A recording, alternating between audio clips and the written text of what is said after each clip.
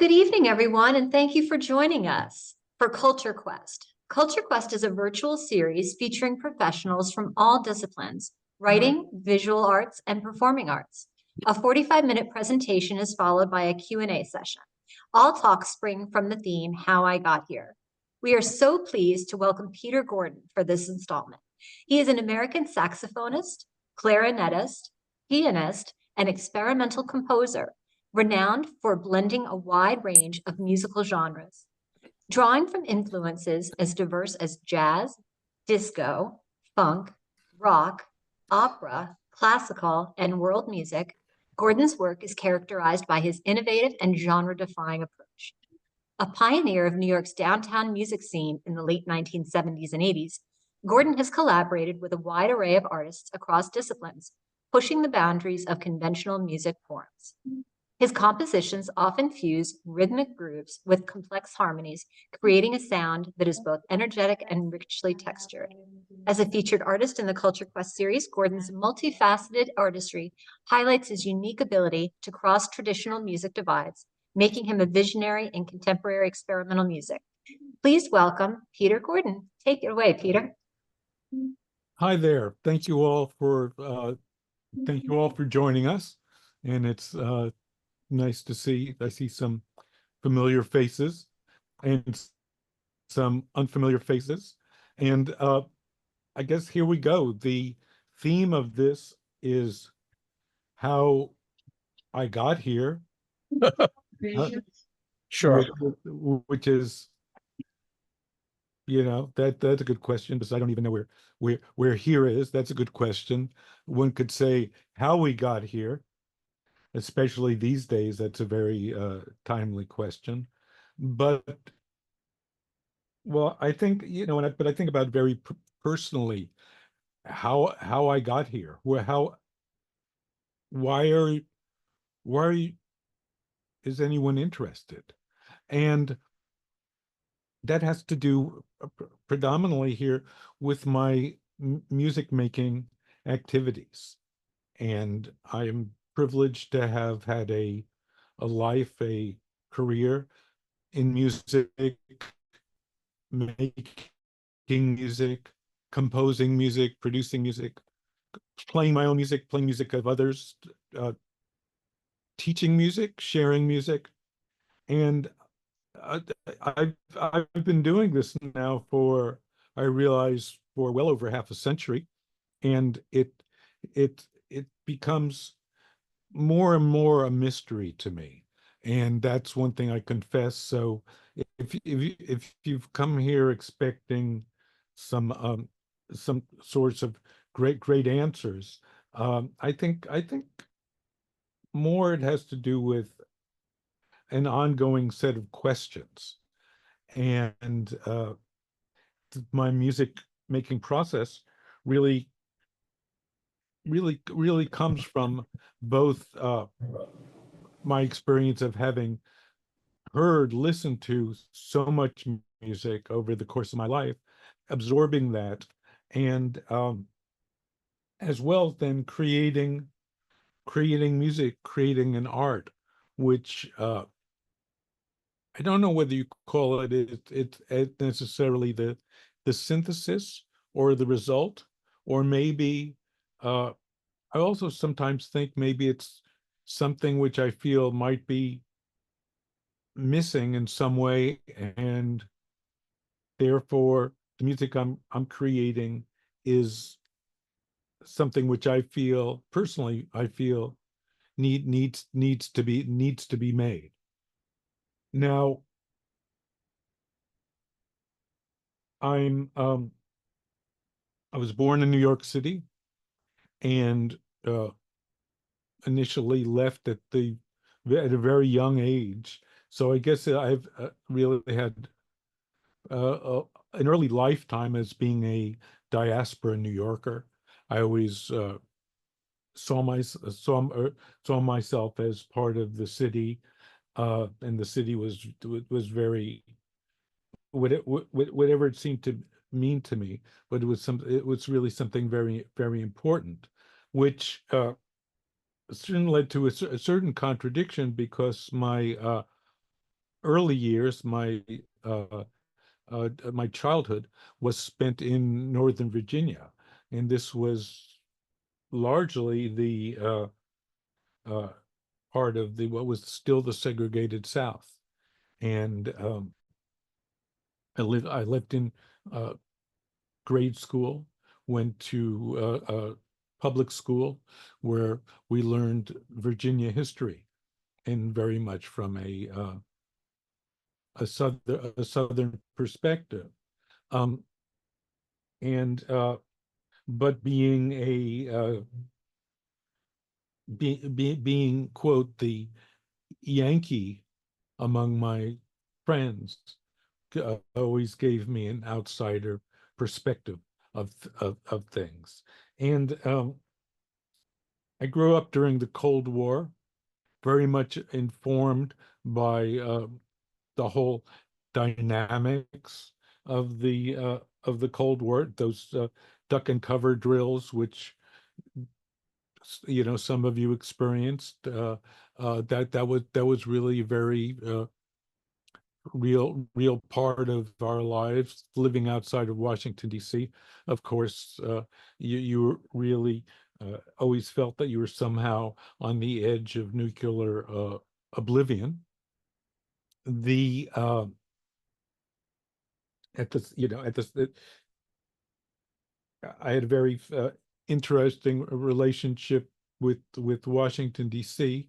Uh, my my parents gave me a lot of freedom growing up, and I would often take the bus into town and with my friends just go through the federal buildings, go through the Capitol. I mean, we were 9 years old, 10 years old, and just running through the basement of the Senate and the House of Representatives.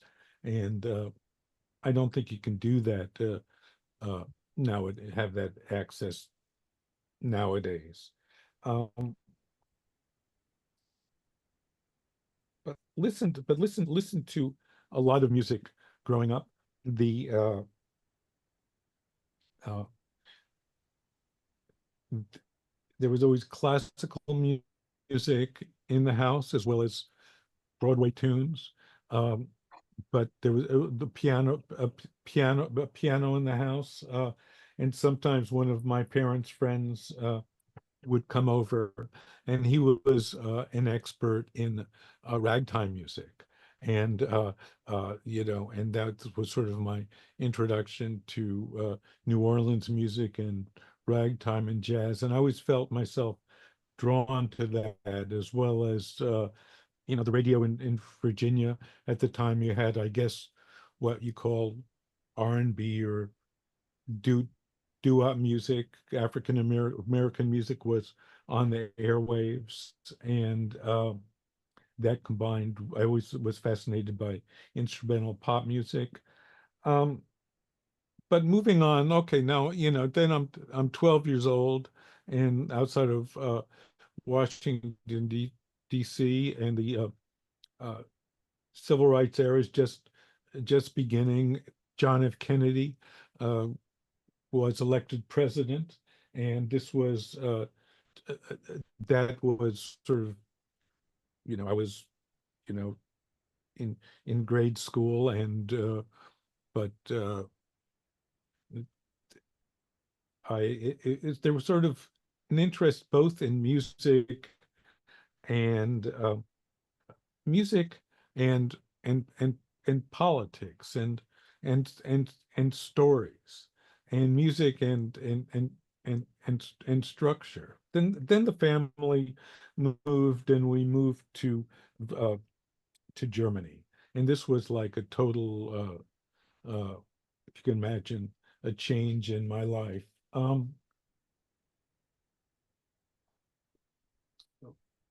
I would collect one thing.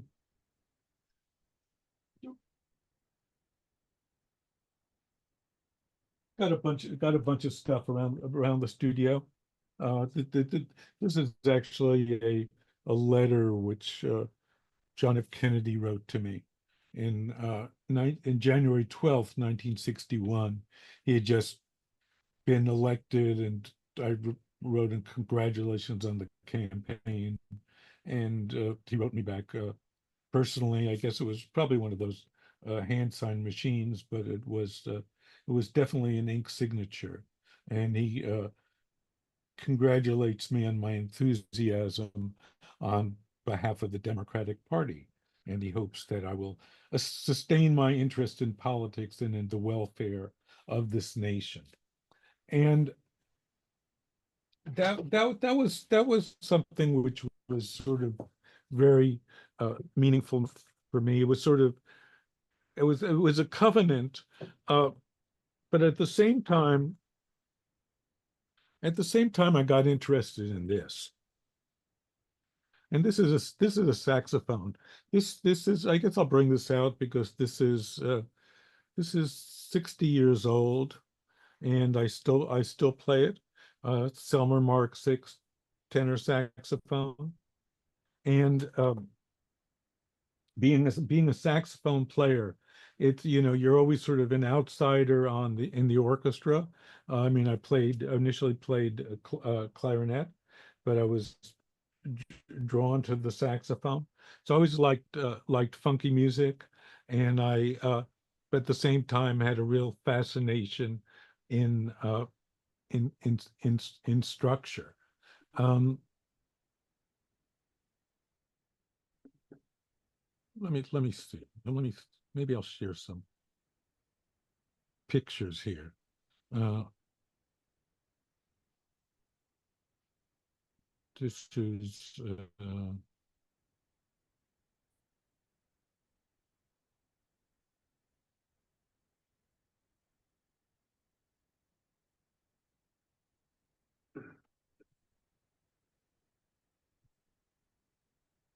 this is my great grandfather. Uh, uh, he was Max Werner, and they said he went to Alaska at one point.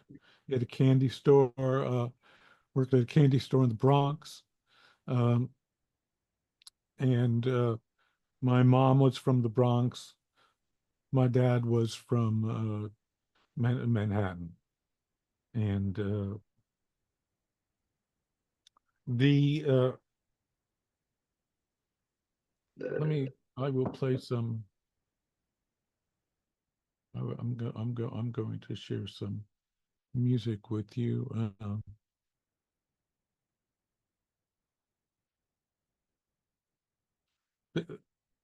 Basically, I've always been interested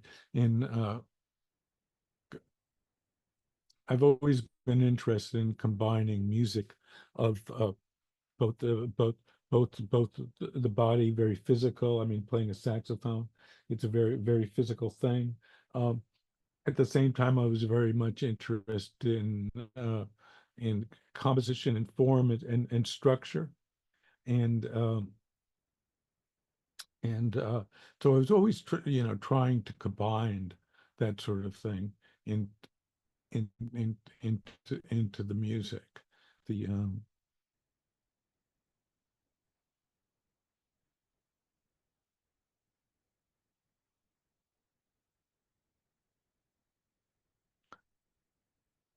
example.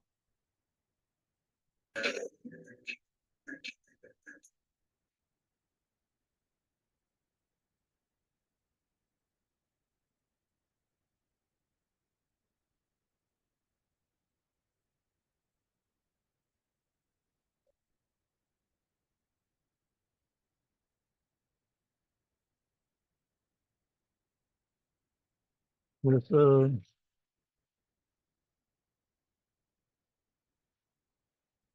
I'm sorry. Were you able to see the video on any of that, or was that not coming through? I guess the sound was not coming through. Okay, not gonna work out. So what I'll try and do in as we go along in the chat, uh, maybe I can share some YouTube links with you uh, as we go along, and if people can share while I talk. Um, And let's.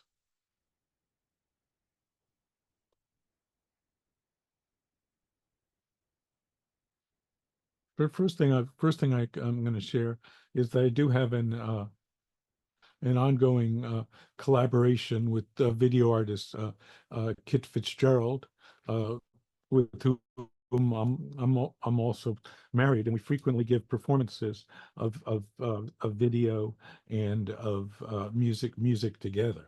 So you can this the example that's in this YouTube that I just shared. That's one example of some of the of some of our collaboration in music and video. And this has gone through part of my story. Part of the thing of how I got here is like I've also been interested in music and technology. In when I was in high school, I had I actually recorded a record when I was when I was 19, and I can show this.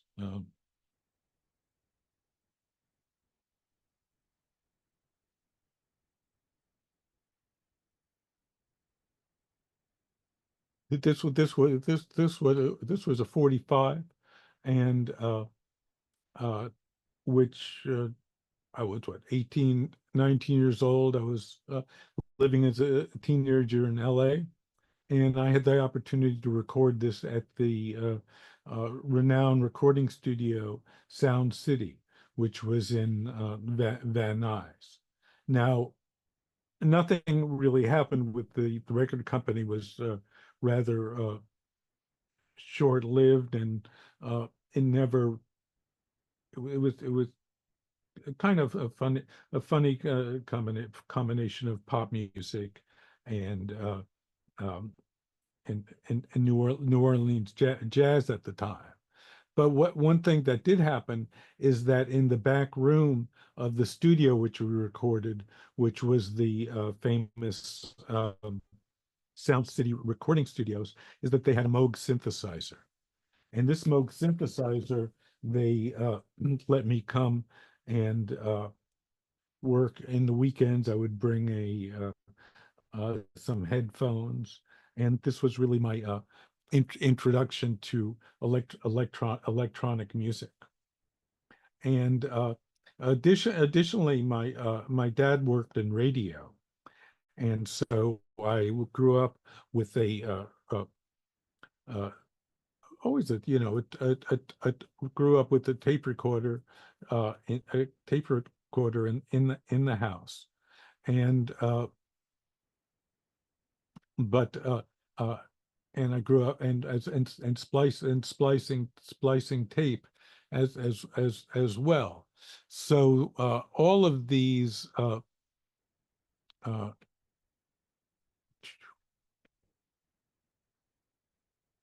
sorry. Uh, the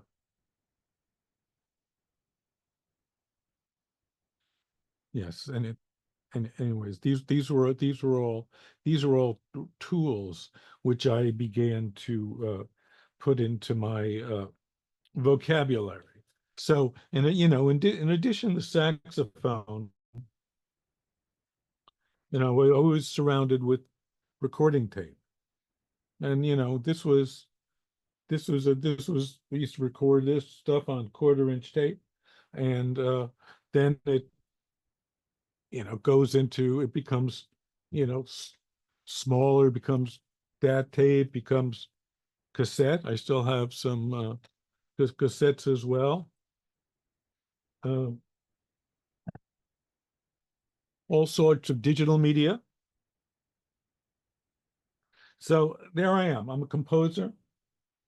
I'm dealing with saxophone. I'm dealing with uh, uh,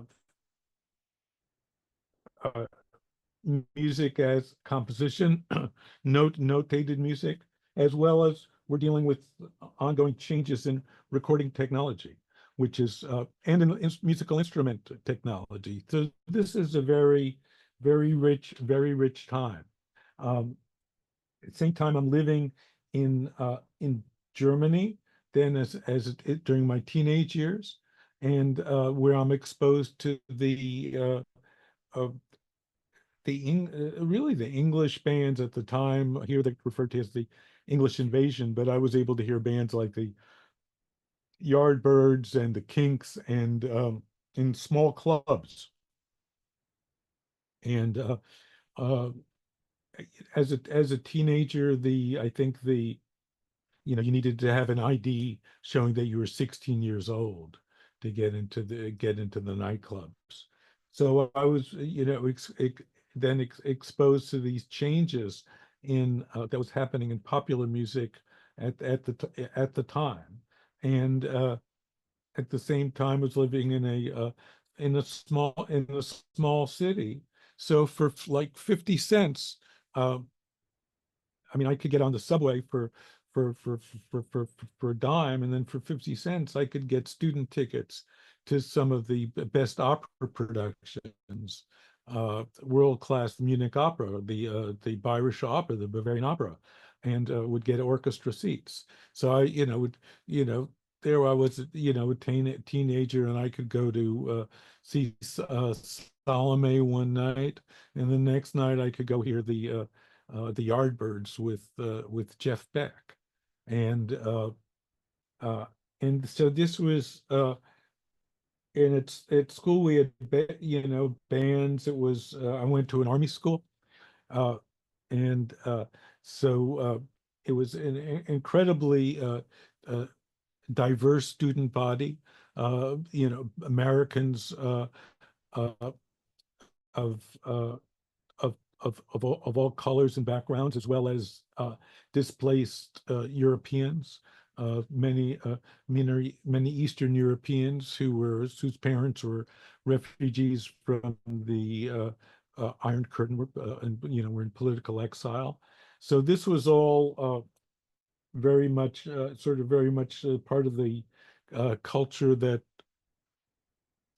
that I that I was exposed to. Kids at school in the school band would bring the newest records from Detroit, the Motown records, and then I would hear the influence of the English bands. Also, you could go uh, uh, into the radio. I mean, go into the music stores, and you'd get exposed to all sorts of records. You could listen to records before buying.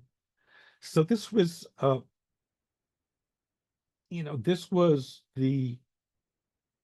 I guess I was I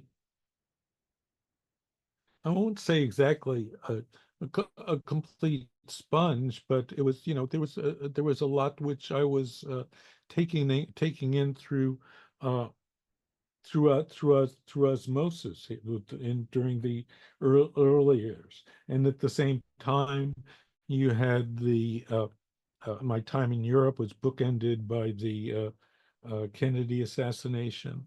And by the Kennedy assassinations, the two Kennedy assassinations, uh, the Reverend Dr. Martin Luther King's assassination. And, right there also, you're looking at, this is in Germany. So, we go, Berlin was still a walled city. And, uh, I'd go with my high school music ensemble, and we'd go to Berlin, and we could actually take tours behind the wall, and you really got to see both the impact of fascism and totalitarianism was right in your face, because you saw the communist governance going on, as well as you saw the uh, this wasn't that long after World War II. I mean, I realized when I first went to Munich, it uh, it was less than 20 years uh, after the Nazis uh, ruled Munich. So and the United States and the and France and the Soviet Union and England were all the occupying powers because of what had happened. And this was all very fresh. You'd go into the woods, and you'd see shards with swastikas on them. I mean, this was very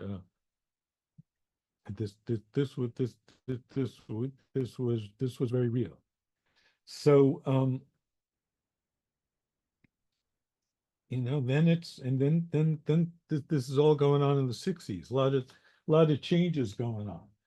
And then for my senior year of high school, I ended up uh, with my parents. They moved back to the United States, moved to Los Angeles, and then suddenly I'm in the San Fernando Valley, and I don't drive.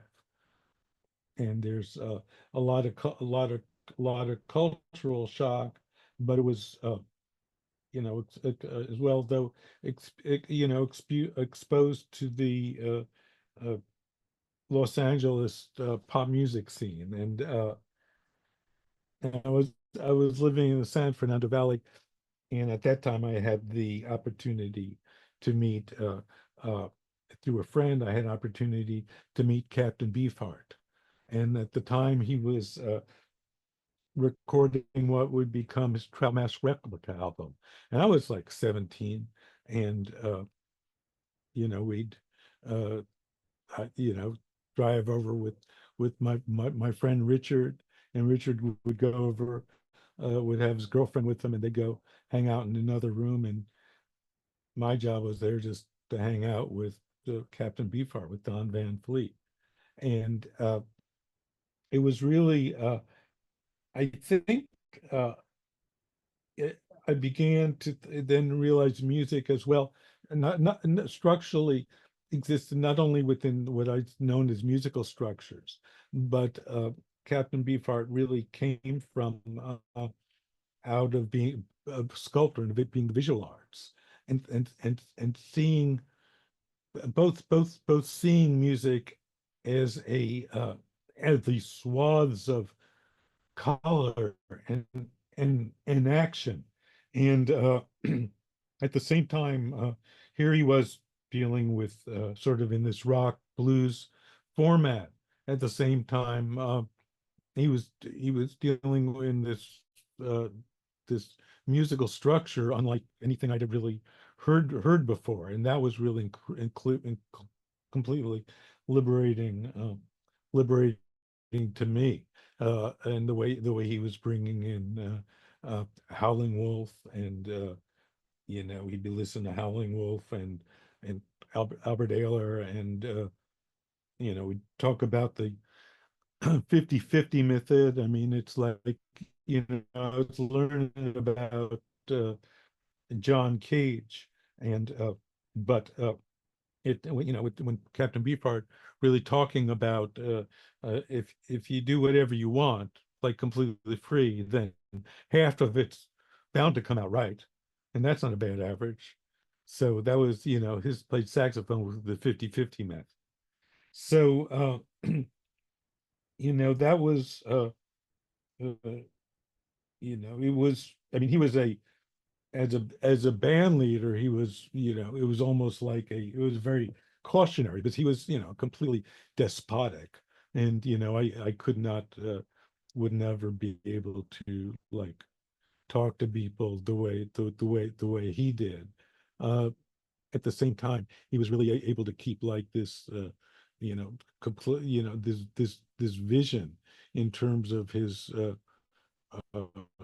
in terms of his music, and that was like, I think, complete, that was what was most, uh, made such a large impact to me. Um, it's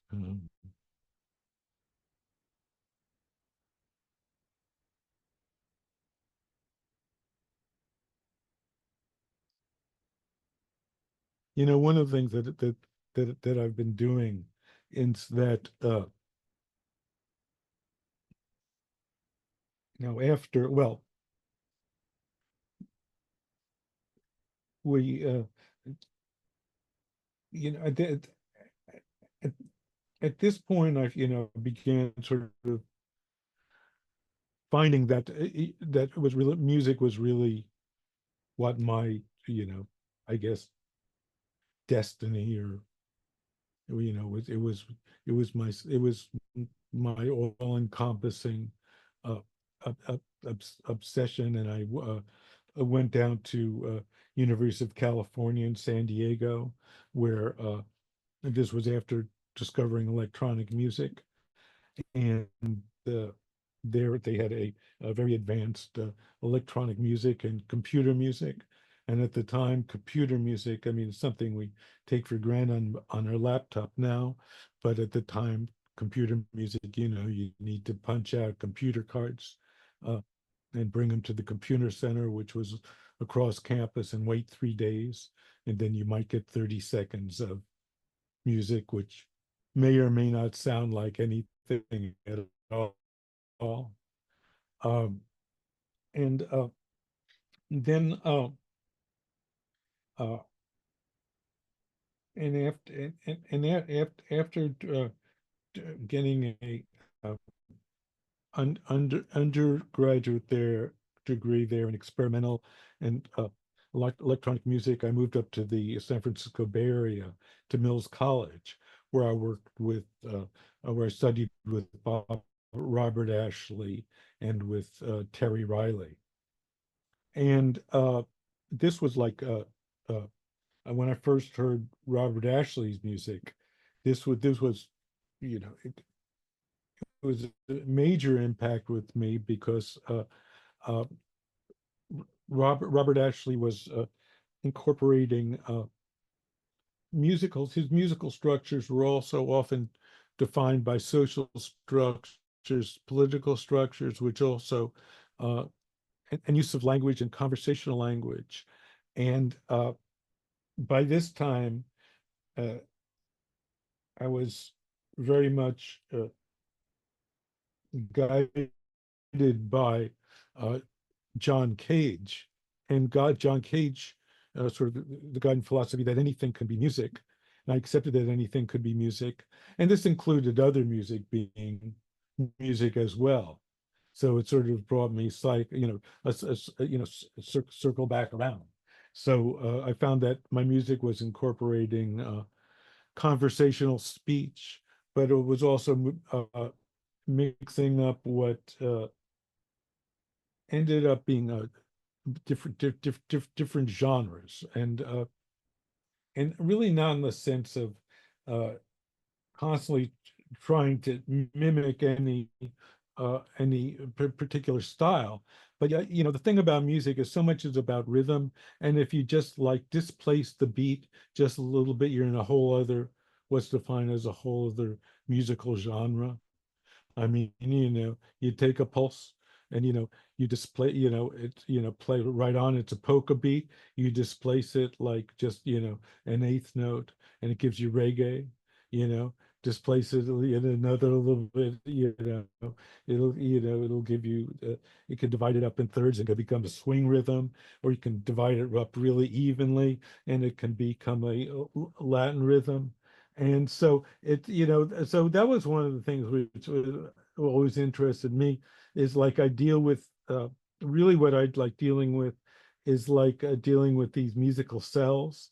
And it's like you know often might be involved in repetition, but within the repetition there's uh, uh, then there's slight changes, and each slight change might be this incredibly radical change in world. Let me see what I can do here. Uh, just a second here. I'm wondering if I can.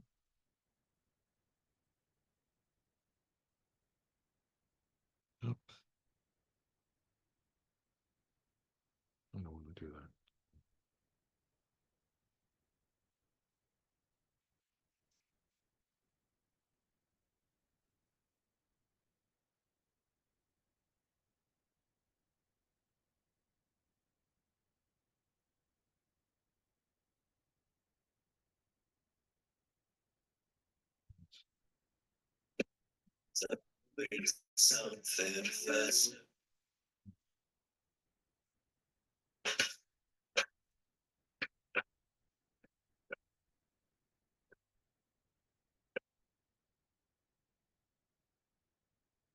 Let's try this.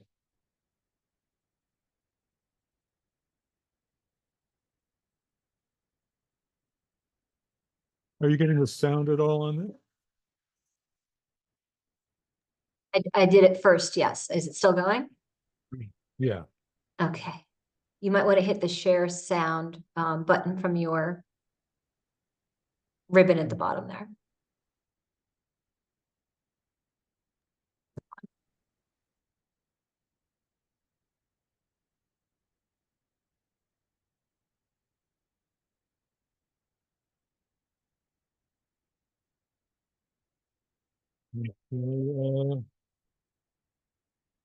Right there.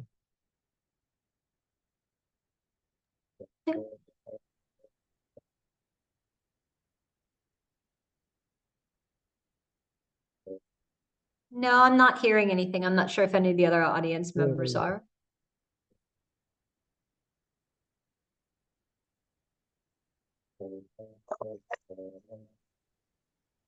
Okay, I'm sorry about that. Okay, well, that's what I will do is I can share in chat. Um,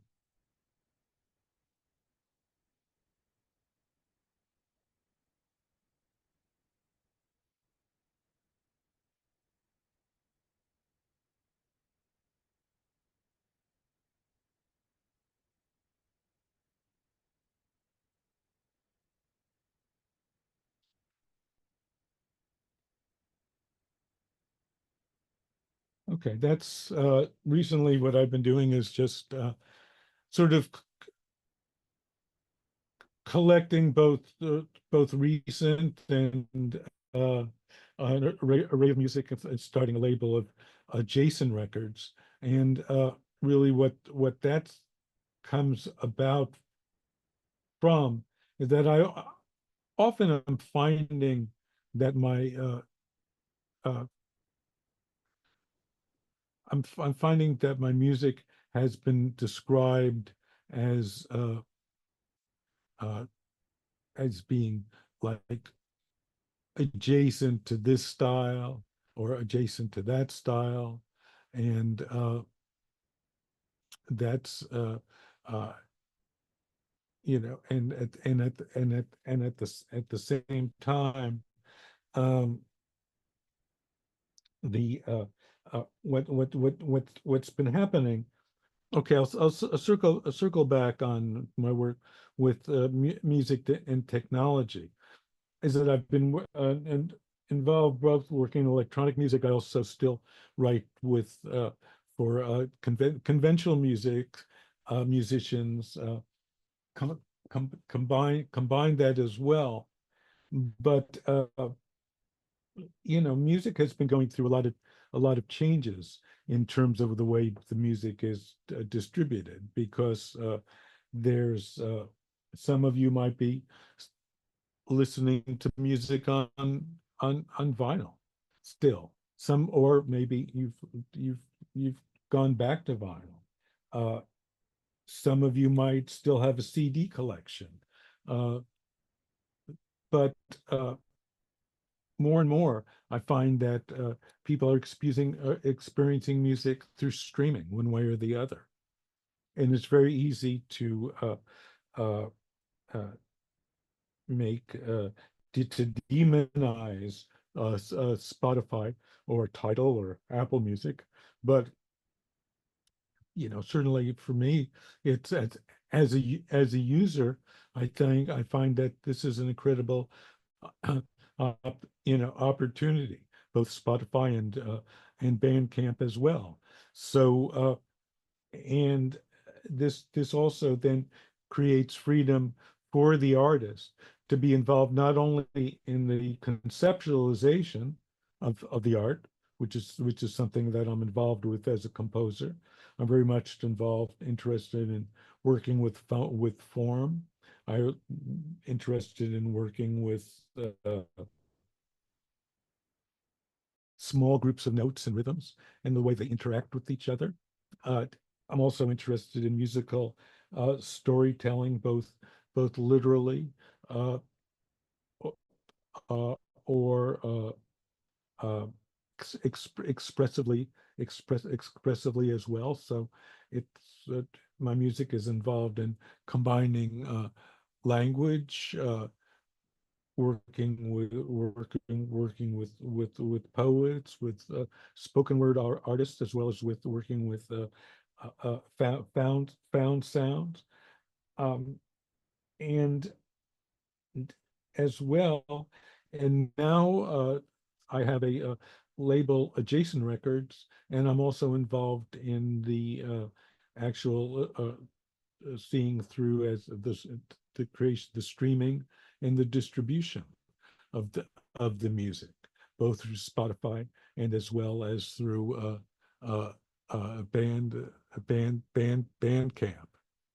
And so you know, I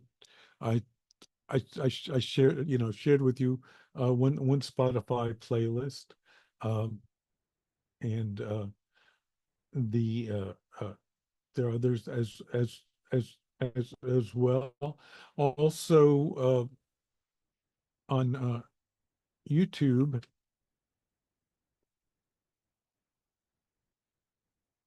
let's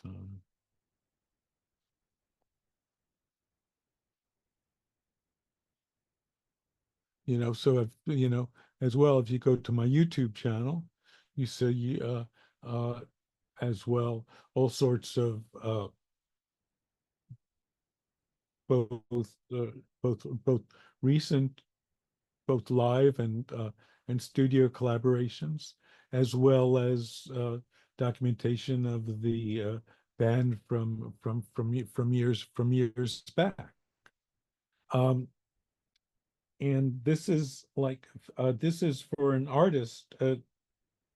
It's really a uh, it can be kind of very confusing, because there are all these opportunities, but as well you need to know what is an part of your artistic voice, and what is part of a what might be a distraction. And for myself, I find that it's all uh, part of a continuum, which really feeds into one another. So it's I can play I can play saxophone, and I can play with my band. I can record.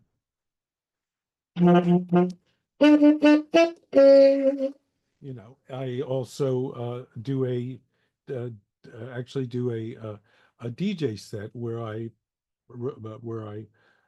DJ all my only my own recordings. And I do this the last Friday of a month. There's a club in Williamsburg called Night Moves, and I'm there from 6 to 10, and it's connected to the right adjacent word again. It's adjacent to the Four Horsemen restaurant, which is Four Horsemen, which is the restaurant that's adjacent to a label which I had been involved with, DFA Records. Um, the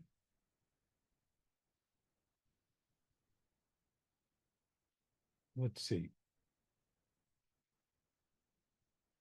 So, so here I am. I'm a musician. I'm a composer, uh, and it's at at at at this at this point, it's I find it interesting in what parts of my music I find myself going back to. And for example, in the early 80s, I was involved in music, very much came out of clubs, dance music, Love of Life Orchestra. Uh, initially with my band, first formed in 1977, and still performing as the Love of Life Orchestra with some of the original, a number of the original members. And the idea was really to create an ensemble in which musicians from different backgrounds and different experiences could work together, and as a way of solving musical problems. And I saw this very much as a analogy for what I saw as the way a society might ideally work, where you have all sorts of diverse talents with different points of views and different skills, but working together towards a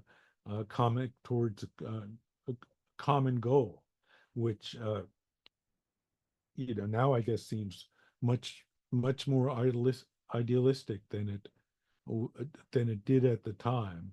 Um, but I certainly hope that it becomes more of a practical model. But as an artist, we do have a luxury, and this our luxury is that in art we can create the worlds that we might want to see exist, and we have the facilities to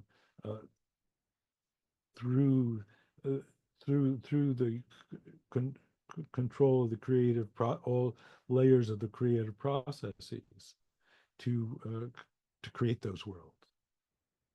Um, so my often perform on the as the Love of Life Orchestra. I just did some great uh, uh, actually a radio recording with the band on WFMU, New York station, also seen on WFMU.org. And it's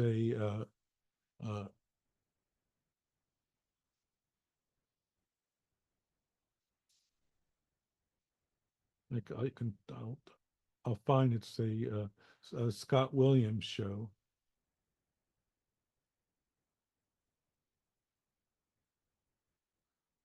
And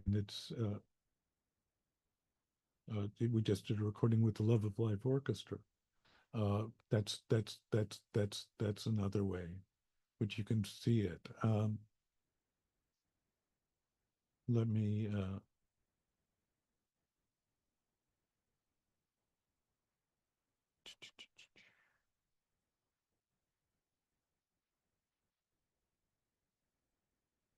and this is a playlist.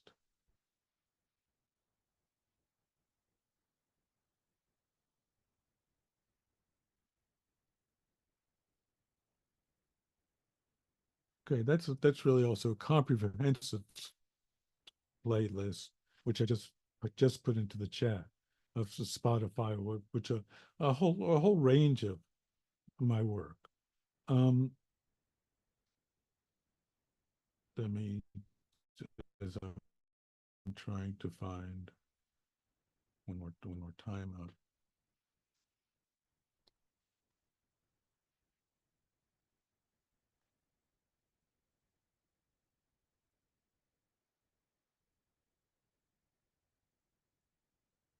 Let's see.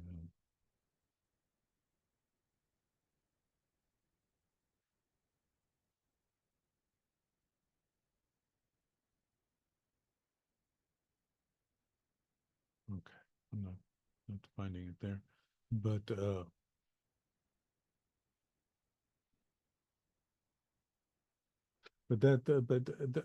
that'll give you a sense. So I guess the short story of this at this point, I'm right now I'm in Upper Manhattan. I'm actually not far from where my great grandparents lived in the Bronx or in Upper West Side and Harlem. The third, well, on my father's side, my grandfather was born in in Bialystok, and what's now Poland, but otherwise really third generation New Yorker, but lived in Virginia, lived in Munich.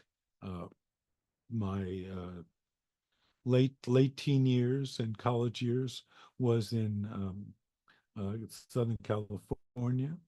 Then moved back to New York, where really had a part of a career downtown. There, if you read a lot about downtown artists, can mean a lot of different things. But really, what it meant is that this was a group of artists that were living in the late 70s, early 80s, and there was really the opportunity and the freedom to create perfect worlds within an imperfect environment. And you do that through your art. All throughout this, you have a really changing of technology from analog technology to digital technology. All the while, I like keeping the music funky. It's like I like when people dance to my music. I still do. I still do dance music. Uh, I've had, I had the fortune to work with the great artist Arthur Russell, who, I played on some of his, really uh, groundbreaking dance music hits with through the band Dinosaur L and Loose Joints. But as well, I worked with Robert Ashley on his video operas and have an ongoing collaboration with video artist Kit Fitzgerald. So we're working with the visual artist Kit Fitzgerald, and had a long working relationship with Lawrence Weiner, as well working with dancers Bill T. Jones. And the thing is, with each collaboration, that pushes your music, that makes your ideas work in different directions, and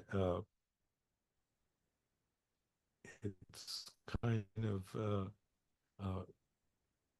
all helping with sort of this ongoing search, like what is this essence of music? Music being something that every society needs, something that everyone needs in their life. It might be defined by one way or the other, but it's very much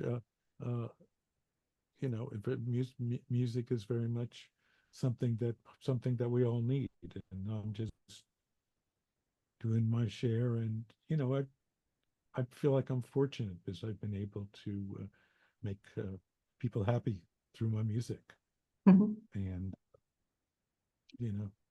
I guess any questions? Yeah, I was going to say that. I think that's a perfect time to a perfect ending for it. And I just wanted to thank you so much for appearing on Culture Quest tonight and sharing your musical journey. At this point, if you are interested in asking a question or have a comment for Peter, please feel free to put that in the chat. And I'm just going to jump in and ask a question here. We've got one from Sidar, who is a former presenter here on Culture Quest. I'm going to read that. He says, I've always wondered about the relationship of your music and Kit's simultaneous video performances at your joint live performances. And he says, many thanks. Maybe you want to talk about that for a moment?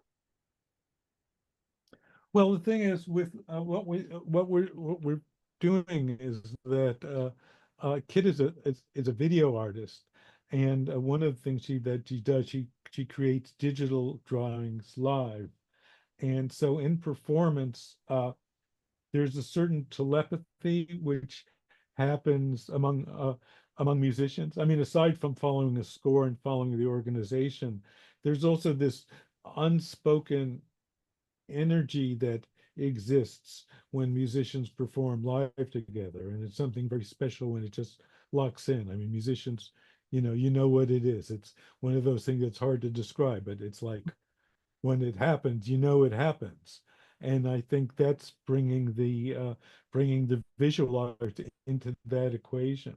So it's that same I use the word telepathy, or that same artistic energy that happens, and you add the visual element into it, and as well, I always like looking at art, looking at the drawings during it, and that's, I think it's it's an important back and forth thing that we've been doing over decades now. Thank you so much for expanding on that. We have another question in the chat. This one is from another of our librarians here at Pound Ridge Library. She says, thank you for sharing your musical journey with us. My question is, what impact do you feel AI has on the music industry? Uh, we'll see. I mean, there's certainly AI. It certainly can make like more rote tasks more efficient. Like, if I, this the same way, if I want to like shift something a little bit, you know, sometimes it could make that convenient. I think with, it's I think people are smart, and people are, you can, we have that extra sense going on. So I think when something isn't working in terms of AI, I mean, AI is going to replace like sort of mundane music that's easily copyable. But that's something else again. It's like then rather than people learning to make the mundane music, they'll learn to do the programming to make that mundane music. But I think The grunt work, yeah. to make something special, I think you can feel when it's different. Absolutely. This is from another former presenter on Culture Quest, Creighton Michael, and he would like to ask, when did you meet Lenny Pickett? Oh, guys, I think probably the early 80s. Uh, he was, playing in different downtown. Maybe he was playing with Ned Sublett's band. I think I might have first met him when he was playing in Ned Sublett's band. Mhm. That was early 80s. But I first heard Lenny Pickett. That was, I was living in San Francisco, and I was playing in a band called Butchwax and the Glass Packs, and we played warm up. We were third on the bill, I remember, to Tower of Power and the band called Cold Blood. And that was the first time I had seen Lenny Pickett, and he was 17, and he was like basically in his tux doing his like cartwheels and dancing in front of Tower of Power, in front of the said Fresno Civic Arena. And that was, I didn't meet him then, but I first experienced Lenny back in Oakland. Mhm. So, And then we have another question in the chat. This one is from one of our library trustees, Michael Clark. He says, I'm a victim of Peter and the Wolf and Fantasia. I expect music to tell a story. What do you use to inspire your composition besides story? well, stories are told in different ways. I mean, Fantasia and Peter and the Wolf, those were both, incredible pieces. And, in those, the music was very literal in terms of there would be a leitmotif, and then it would be developed upon. But another thing which music can do, though, is that it can provide uh, an emotional content, an emotional underpinning, which might not so be easy to uh, you might not, you have a feeling, but you might not know what that feeling is. It's sort of like feel, you might feel happy and you don't know why, or there might be a certain tension that you might feel. And the same way, stories, when you tell a story and it sort of brings us through that arch and it gives us that catharsis, and we go, the hero, was, whatever, the hero got through the challenge. There was also, you also have that story of like, when you're going through like a hike through the woods and you don't know what you're going to find. And, that's kind of real life. And like you sometimes get to a fork in the road and you don't know which way it's going to go. And you don't know what you're going to expect. But overall, it's this whole, the whole aggregate of experience. That's, that's another type of experience as well. Indeed. Oh, well, we're just about at the end of our time for tonight. So again, I want to thank you so much, Peter, for taking us on a musical journey with you. I also wanted to acknowledge, recognize, and thank the creators of Culture Quest, Lori Sarnoff and Creighton Michael, who are both here this evening. Thank you for starting us on this wonderful journey of getting to know our artists. And I wanted to mention that the next Culture Quest guest will be Paul Briggs, a ceramicist. And I will be sending out emails to all of you to let you know when that will be scheduled. I will make sure to include the recording of tonight's event on the Pound Ridge Library website, and I'll include all of the links that Peter sent to us in the chat so you can enjoy his playlist and the clips that he wanted to share this evening. So once again, thank you so much to everyone for coming, especially Peter. Have a wonderful evening. You too. Thank you. Good night. Thank you, everyone. It's really appreciate it all.